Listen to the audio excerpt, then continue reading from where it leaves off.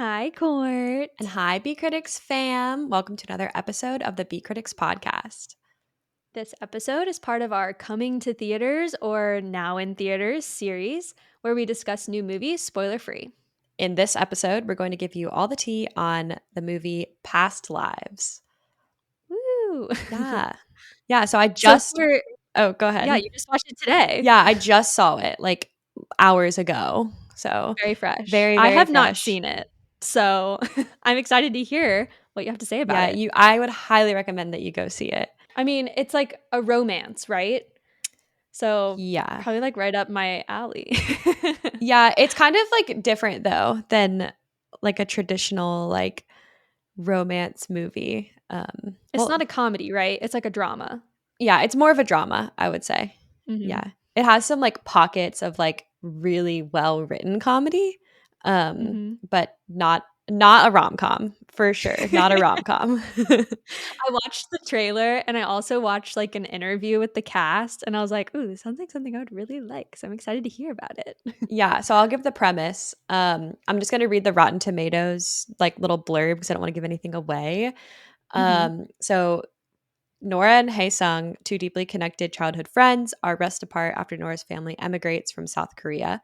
2 decades later, they are reunited in New York for one fateful week as they confront notions of destiny, love, and the choices that make a life in this heart-trending modern romance. Ooh. Yeah, and you said like it's a romance, but one thing I really like about this movie is that I feel like it's more about Nora Mm-hmm. a little bit. Like Hae-sung is like a main character. Like it's also about him. Um, but maybe just because I related to Nora a lot, like I could see myself in her, and so I felt very like egocentric about it. Maybe that's why. But Yeah, it seemed kind of like there was like this like forbidden romance, but like not really. It was like very mature from the trailer, like what I could see. It was mhm. like It's definitely a very mature. mature way Kids to would go not around like it. this movie. This is probably just for adults, mature adults. Immature Yeah. adults probably wouldn't like this either. I'm an Yeah. immature adult, but I have my serious side. Okay, so it was just short of 2 hours. It's an hour and 46 minutes. hmm Like you said, not really kid friendly. It's rated PG-13, so It's family friendly, I think. Um, I don't know why you would want to bring a child to this. They would be like disruptive the whole time because they'd be bored, probably. I'm trying to think if it has anything like topics that you wouldn't want inappropriate. children to see. I don't think so. Mhm. There's a few scenes where like people are lying in bed, so like maybe that, but I don't know. It's not really like there's nothing like risque or anything about this movie. So Ooh, PJs. yeah. So this movie came out very recently. It came out on June 30th, hmm 2023. And we're now talking about it in the middle of July. So just a few weeks now, probably 2.5, Oh, I almost 2 didn't realize weeks. it was that recent because it's not showing like it doesn't have that many showing times this weekend. Yeah, I feel like so it's distributed by A24, that's the production company, and hmm I feel like maybe that has something to do with it. Like maybe they don't like release like as widely as other production companies do, Yeah, but maybe. I know people really like A24 has like a following. So Yeah, yeah, yeah. I can see why this movie was great. Um, so it was directed by Celine Song, Mhm. and this was her filmmaking debut, Yeah. which I didn't know that until I was like prepping for this episode, and that's Mhm. insane, like actually insane. So I was From looking, the trailer, that's like all I've seen. All I've seen is a trailer, and from yeah, the trailer, it doesn't look like a movie that's somebody's like first movie. It yeah, looks like very well done. no, no, definitely not. So she wrote it too. She wasn't just the director. Mhm. Um, and so she started as like a New York playwright. Her most recent That's thing, cool. yeah, she did Endlings from 2019. And then she was brought on as a writer on this show called The Wheel of Time that's on Prime Video. Um, I And haven't heard of then that. I'll this have is to her check it out. first like film that she's made, and she was the writer director of it, which is wild. I find that so hard to believe. It's very impressive for this to be her filmmaking debut. Like what an IMDb to have. Like you look her up on IMDb and it's literally like this and then Wheel of Time, and it's like this is like an incredible movie. Yeah, it's super highly reviewed. Like Mhm. very it seems like people are really, really liking it. Mhm. Do you wanna go ahead and talk about like the cast and the characters? Yeah, so it has 3 main people. Um so Nora, her name is Nora Moon in the movie. She's played by Mhm. Greta Lee. And Greta Lee, I like none of these people are like super famous as far as I Mm-mm. know. Um, Yeah. but she's credited in the Spider-Man Across the Spider-Verse movies. Mhm. Um, she plays the character Lila, I guess, in Across the Spider-Verse. Yeah, But she's the voice actress yeah, but that's like for not a big Lila. part. Like she like is the main character in this. She was great. Yeah. John Magaro plays this guy named Arthur, her husband. Mhm. You may have seen him in The Big Short. I like knew I recognized him when I was watching. He's like one of those people that like you're looking at and you're like, I recognize him, but I don't know like what movie Mhm. it's from. And then I like looked up his IMDb afterwards. It's like, oh, that's it. Yeah, Um, he's in, like, a lot of random movies that, like, mm-hmm, maybe you've seen and you'd probably recognize him, like, if you've seen any of them. mm-hmm, yeah. And then Teo Yu, who plays Hae Sung. Yeah. They were all great. All 3 of them incredible. But they're really like the only um they're the bulk of the movie, just the 3 of them. Mhm. So, Nora and Arthur are married, Mm-hmm. right? Josh Magaro, John. John, John, whatever his name is, John Magaro, um, he is married to a Korean woman, like, in real life. Oh, And okay. That's so cool. yeah. So this, like, interview that I watched of him, they, like, asked him, like, "Well, how much of this movie was, like, real for you? Like, how much were you able to pull in your real life?" And he's like, "Well, I am married to a Korean woman, and so, like, I understand a lot of the culture and all of that stuff," which probably, like, translates very well on screen. Yeah, it definitely did. And that was a big part of it too. Like him being able to pull from that experience, there's a lot of dialogue specifically around that part of their relationship. And so I think that's a nice touch that he can actually pull in personal experience into it. Mhm. Hmm. So what I know that you've really enjoyed this. So let's talk about like cinematography and soundtrack real Okay. quick. Yeah. So it was shot in 35 millimeter film. I liked how it was Mhm. shot. It was great. Really, it was really like a pretty movie. Like it It was. looks really pretty, like soft Mhm. colors and just like real life, but like better. Yeah, and they have all Celine does all these, like, long shots, like, all throughout, Mhm. um, like, where you're in a room and it circles the room and, like, stuff is happening, like, while the camera's circling or, like So you can really see like what's going on and like be there. mhm, mhm, it feels like it too. Um, It's and cool. then so I like the way it was shot. It's a little bit slow pace. So and I felt that, like, a tiny bit.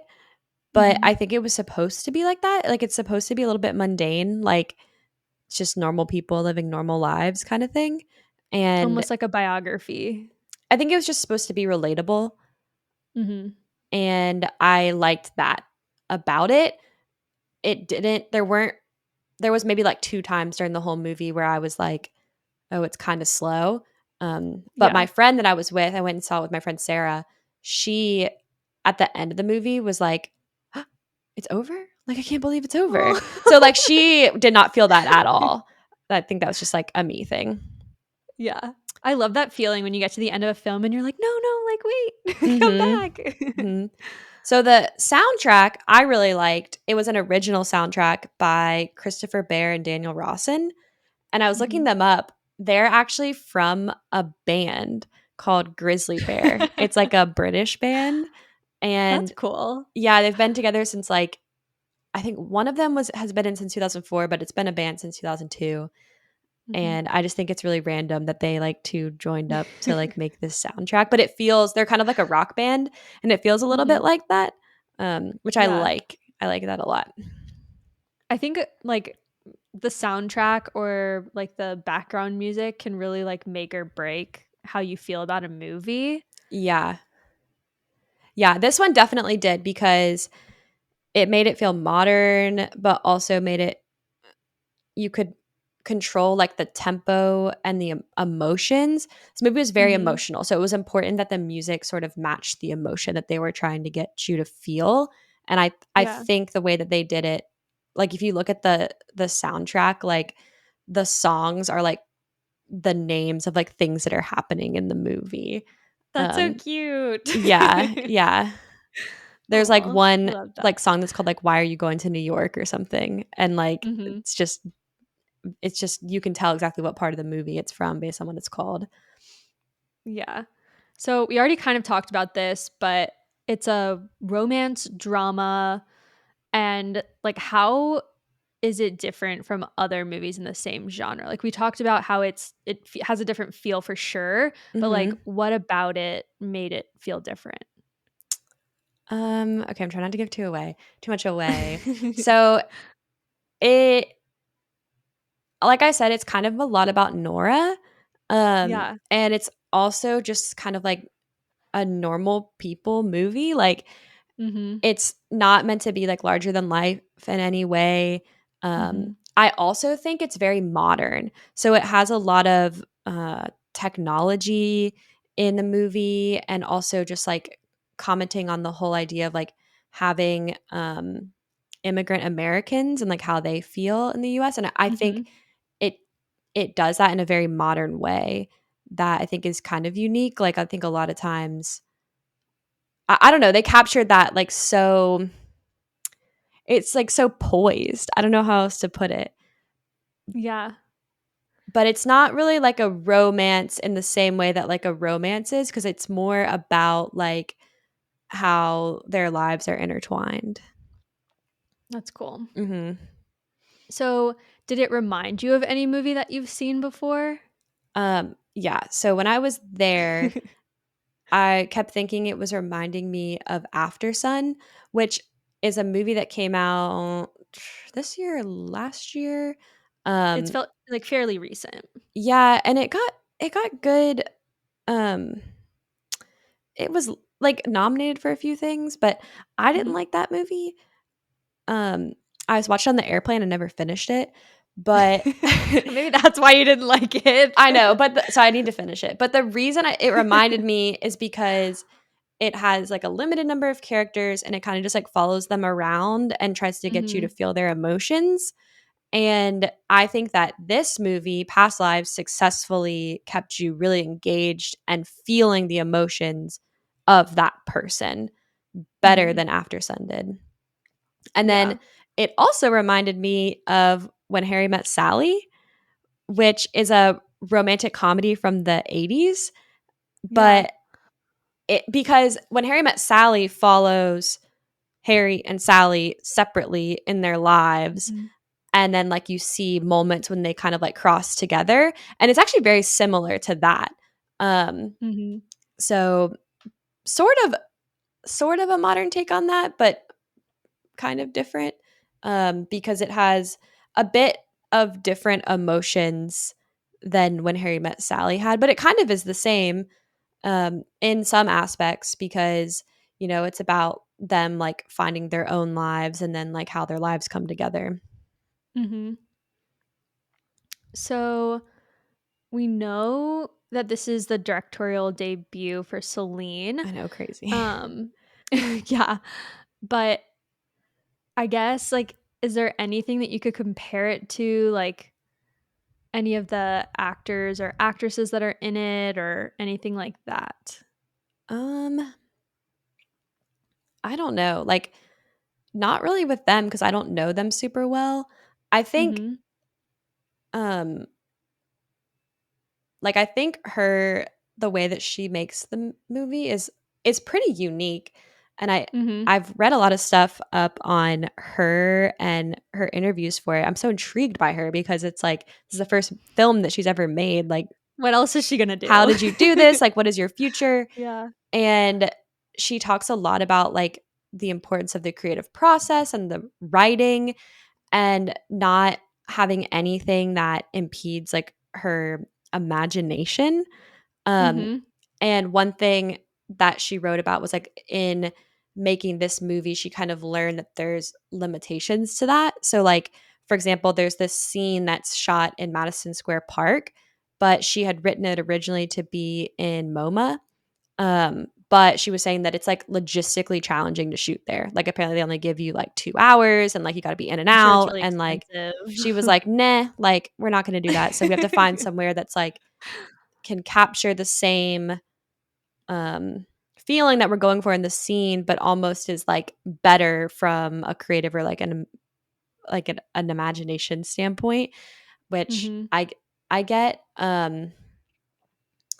So, from the trailer, and I know I keep referring to the trailer, that's literally all I've seen about this. Yeah, There was a couple moments in it that were giving me like Wes Anderson vibes. And I don't know if that's just because I just saw Asteroid City last night, but like I was like, oh, okay. And I know the whole movie like does not have that feel, but did you like have any of that while you were watching it? Feel like no. maybe It's not no? it's not Okay. like that movie at all. No. It's definitely more like a romance. Like it definitely Okay. feels a little bit like When Harry Met Sally. I think that's a Mhm. good way to put it, like a modern take on that with a bit more poise. Yeah. Okay. So, was there anything in the movie that like stood out to you and is like sticking with you after seeing it? Yeah, there's a lot. This was like a pretty thought-provoking movie, like Mhm. super, super thought-provoking. And one of the things that they talk about in the movie is this Korean term called inyun, which is like it's a word that we don't have in English and it means fate, but it specifically relates to like people. Um, Mhm. and so it's kind of this idea, I'm going to botch this probably, but that like people can't really control like when people come in and out of their lives. Like it's more, there's like a fate aspect to it. And Mhm. that that concept and that theme like kept coming up in the movie and I loved that. I thought it was so cool. Um, Yeah.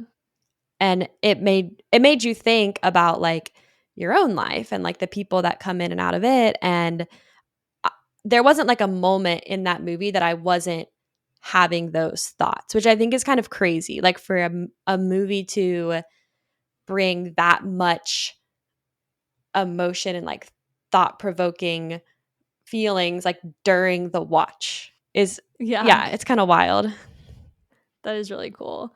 I know that there was a few things that Celine did to help make the relationships that you see on the screen feel really real. Yeah, And so I just wrote two of them down. So is it Teo or you?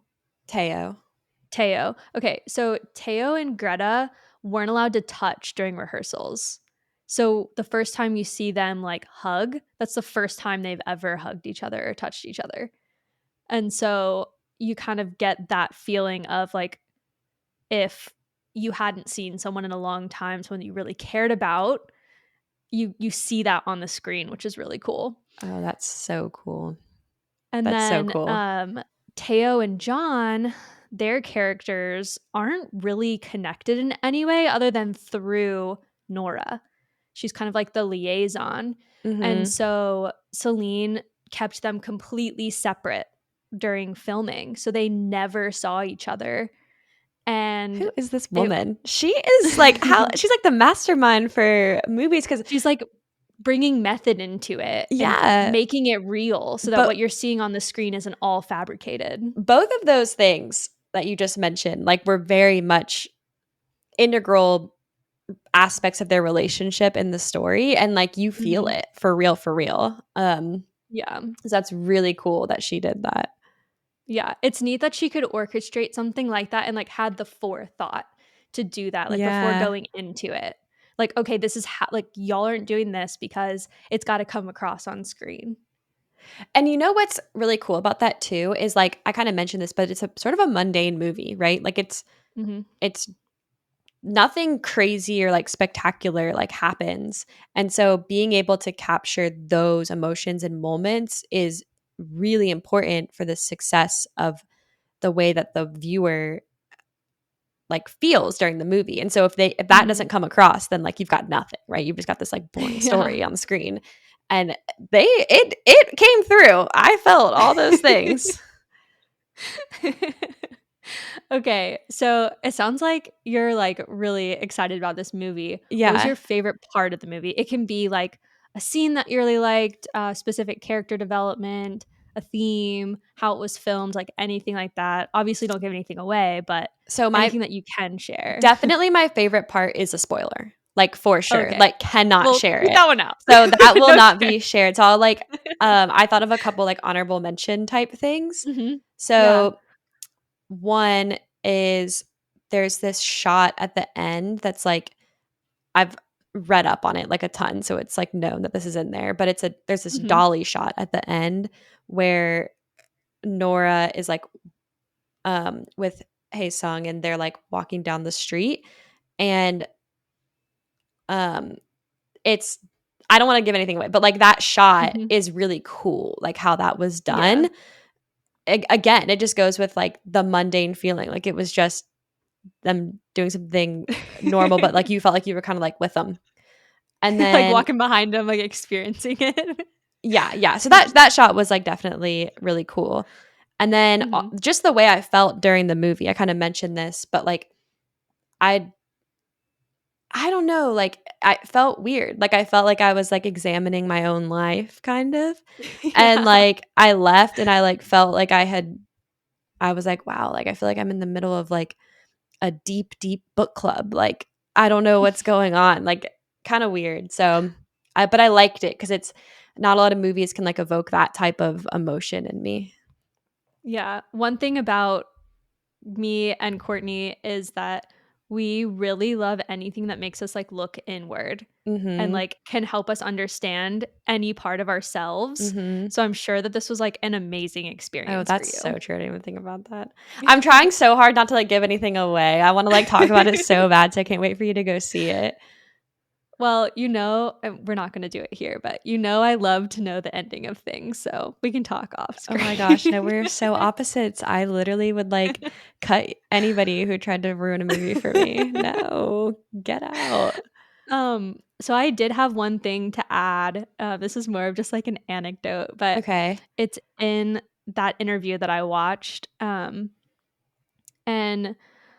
I don't think this is giving too much away, but Arthur, at some point in the movie, Arthur and Nora have a conversation and he tells her that she dreams in a language he can't understand, which Yeah. I think is supposed to like kind of embody like the struggles that they have being married and having two different cultures and like bringing those cultures together, which is, I mean, that's like a real life struggle that people go through and people have. Mhm. Um, but my anecdote is I took 8 years of French. And so I was like almost fully fluent in French at one point, and I would dream in French. So I was like, oh, like I know what that is. Yeah, I had the same thing with Spanish. And what's funny is that during this scene, I was like, no way does she dream in Korean. Like at this point, like she probably dreams in English. But you're exactly right. It was a nod to like the difference in their cultures. And I won't talk exactly about what happens in the scene, but I thought that like just in general with the like her being Korean, they used it in a way that I thought was just so relatable, like across cultures, across Hmm. like relationship issues. Like I felt like there was a way, like obviously I'm not an immigrant or any sort of like I don't have any other native language or anything like that, but like Hmm. I can relate about other things in a similar way, which I thought was Yeah. kind of cool that it came across in this movie that way. Hmm. Almost like it could have been like any culture, but they've just used Korean culture like as the catalyst. Kind of, yeah. But I also thought it was cool that like the Korean culture was able to shine through this, Mhm. and that they were able to incorporate like very specific parts of the culture in the movie because I liked highlighting that and I thought it was neat. But I Yeah. do think it was relatable to different types of Anyone. people. Yeah. Yeah. So, we talked a little bit about, how you got to see it in well, I guess we haven't talked about this. Tell me about your viewing experience. Okay, yeah. So I went to see it. I'll just throw it in now. I went to see it at this place called Independent Picture House in Charlotte. So I live in Mhm. Charlotte, and um, it they only show like independent movies, and so it's like a really small theater. And Yeah. so I was in, I think they called it like the micro theater, and it was That's so literally cute. like a screen and then two rows of seats. So there were probably like 15 people that could fit in this theater. Uh-huh. And so we were in like the front row, like right in front of this like huge screen. And it felt really intimate because you could like feel, you could hear the people's conversations around you, and you could like hear when like the one person in the corner laughed or like had a reaction to something. Yeah. So that was cool. But you could like feel the emotion in the room. Like it was wild. And then, so I went with my friend Sarah, as I mentioned. And Mhm. I'm just going to say, like, at the end of the movie, we were both like stunned, like kind of disheveled, like in a daze. Like our ride home, we were like really quiet. Like we had like some things to say, but I was like, we were both kind of like in our feels, like sitting there, like, wow, like this Aw. was so great. And like, I don't know, it's just had me Like a thinking. therapy session. Yeah, kind of. Like you feel good, but you also kind of feel like violated. Yeah. I love that. Yeah. Okay, so now we've had a chance to talk about it. It sounds like you really liked it, but Yeah. I wanna know what your, like, official letterbox rating was. Yeah. So my rating was a 4.5 out of 5 stars. So So I, almost a perfect movie. yeah, I really liked this movie. It was beautifully made. I thought the actors were great. I thought um, the screenplay was very original, and I liked Mhm. that it was so relatable and mundane and like normal feeling. The only reason it didn't get a 5 star was just like it was a little slow at parts, and Yeah. so I that bothered me a little bit. But otherwise, like I, I've never felt this kind of emotion like during a movie. So like in this specific type of emotion. So it was kind of it Mhm. was amazing. I liked it. I would recommend it to mature adults or immature adults that can turn their immaturity off for like an hour and a half. What's really funny is because I went on Letterbox just to like well, I went and looked up like the like official ratings from all the places that people rate stuff. Yeah. And so I went to Letterbox and I noticed that we had like 5 friends that have rated it and everybody's given it 4.5 stars. So I Yeah. think it's like the people that we like interact with on Letterboxd are like probably in the same boat as you, which is pretty cool. Yeah. So I'll tell you the official ratings from all the rating places. Okay. So the critics, uh, through the tomato meter, gave it a 98%, That which is is so I mean, that's amazing. This I yeah, can't get that's over up this there. lady Celine. Like, you go girl. She's like the new it girl. Um, the audience score on Rotten Tomatoes was 93%. Still great. The yeah, Letterbox average is 4.3, which is slightly lower, but I feel like it's kind of harder with Letterbox because you only have half increments. Mhm. So where you might give it like a 95, like you can't really on Letterbox. So Yeah. I feel like it's like in the same wheelhouse. IMDb, it's got an 8.4, and then 92% of Google users liked the movie. So I think like Wow. overall it's just really good. So everyone should just go watch it, go check it out, go see it at your local theater, support the arts. Yeah. Yeah, before we sign off, I'll just give another shout out to where I saw it. Mhm. So there's this place called Independent Picture House in Charlotte. and I just pulled this from their website. So they're a nonprofit community cinema that screens diverse, foreign, art house, and independent film in Charlotte, North Carolina. Sweet. So, If you live in the area, go check it out. It sounds really cool. yeah, it is really cool. They're part of a greater nonprofit, and I think they opened the theater in like 2022. So it's like fairly new. Nice. Yeah. You'll have to go check out more there and we can talk about them too. Yeah. All right. So it is time for us to say goodbye. Thank you for tuning in to our Past Lives spoiler-free review episode. Be sure to leave us a rating or review, drop us a comment on YouTube, and leave us an answer to our poll and Q&A section on Spotify. And you can find more information about the podcast and our whole podography on our website, bcritics.com, or find links to all the things in our Linktree and the episode show notes. Be sure to subscribe/follow so you don't miss anything we've got coming up. You can find us on YouTube, Spotify, Apple Podcasts, and Google Podcasts. Yes, go subscribe. Okay. Bye, guys. We'll see you on the next one. Bye.